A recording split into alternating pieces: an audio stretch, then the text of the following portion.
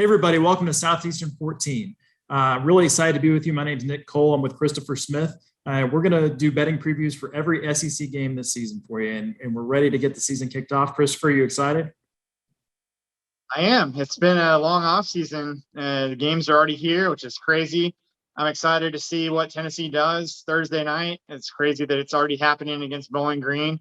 But what do you think about this game? And is there any headlines you want to discuss about this game first? Yeah, before we get into the betting, let's just talk about three things real fast with this Tennessee Bowling Green game. First thing is Tennessee named a new starting quarterback, right? We've been kind of been waiting all fall camp.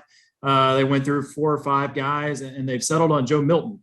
He's a Michigan transfer. I think he started 5 games for the Wolverines.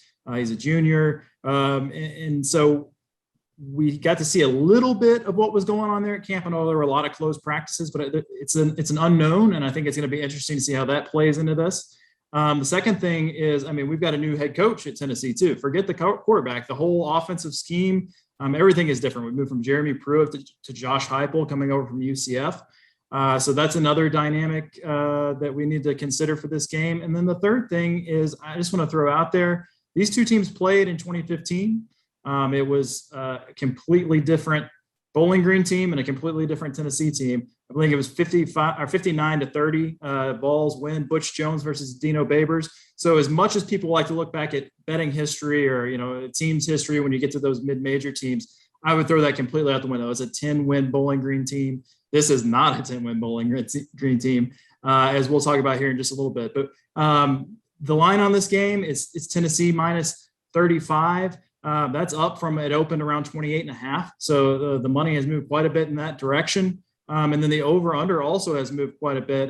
The total started at 56.5, and it's all the way up to 61.5. Any of that sort of shaped the way that you view betting this game, Christopher? Yeah, I think you touched on what everybody's going to be talking about, which is Heupel and his offense, as well as Joe Milton and Tennessee having a quarterback that isn't Jarrett Garantano now. But I think the big thing with Heupel, obviously, UCF led the country last year in terms of pace. They averaged 88 plays a game, which was even by far number one ahead of the number 2 team. Tennessee only averaged 68.9 plays per game. So Josh Heupel likes to run almost 20 more plays than Tennessee is used to running based on the previous regime. But I think you got to look at the other side of the ball. Bowling Green quarterback Matt McDonald completed just 43.9% of his passes last year. Spoiler alert, that's not good. And he was also injured. He had shoulder surgery in January. He didn't even start throwing again until until June. It's August now. It's only 2 months later. You got to wonder, too, a guy who got beat up last year and struggled, who's playing behind a very poor offensive line.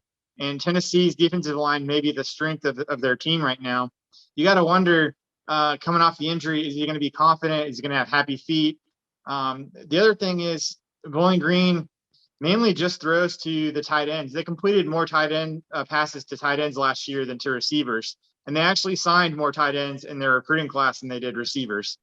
So they're not going to threaten you down the field. Tennessee can press up on them on defense and get after the quarterback and see what they're going to be able to do. The other thing is Tennessee had 25 players in the transfer portal this year. I think that was the most in the country, if I'm not mistaken. And it's a new scheme on both sides of the ball from them. It wouldn't shock me if they want to get some reps for the other QBs behind Joe Milton. And in the second half, that may mean that they're not as crisp getting between plays, getting the calls in, they split reps and a lot of practice time. So even Joe Milton, I'm not so sure that he'll be able to run the offense at quite the crisp pace that you would expect from a Heupel offense in terms of getting set, getting the next play in, and snapping the ball. I do feel like Heupel is one of those guys who loves to step on the throat of his opponents when he can. UCF beat both of their FCS opponents by a combined 100-0 when he was at UCF. So one little nugget there that Heupel is not afraid to run up the score and make a statement with it being his first game at a huge job for him in Knoxville. It'll be interesting to see how he plays things in the second half as well, to see if he tries to cover the spread, tries to make a big splash, or if he's content just to get ready for a big game against Pitt. But Nick, I guess we're labeling me as the betting guy, so there's a lot of pressure on me to beat you with my picks and also to beat your dog this year. It would be a shame if your dog were to outdo us, but I'd love to hear it. Who are you going to get all the bettors out there on the board with your first pick for this week? Okay, so I'm taking notes from what you just said. And to me, what I'm hearing is we don't know what Tennessee's offense is going to do, but we know that Bowling Green's offense is going to be really bad. So I feel if you're asking me what I'm most comfortable with, it's the under 61 and a half. So I put that on the board first. That's where I'm going with this game. And then if you're making me pick between Tennessee and Bowling Green, I'm going to take the 35 points with Bowling Green. I feel like even if this is one of the worst FBS teams, that's a lot of points for a Tennessee team that now was a train wreck, sure, but only scored 21 points a game last year. I just don't feel confident in them beating anybody by more than 5 touchdowns right now. So give me Bowling Green plus 35, under 61 and a half. Are you with me or you got something different? Yeah, so on the side, usually in these games, I kind of like going against SEC teams just because the underdogs are usually getting big value, especially a no-name underdog.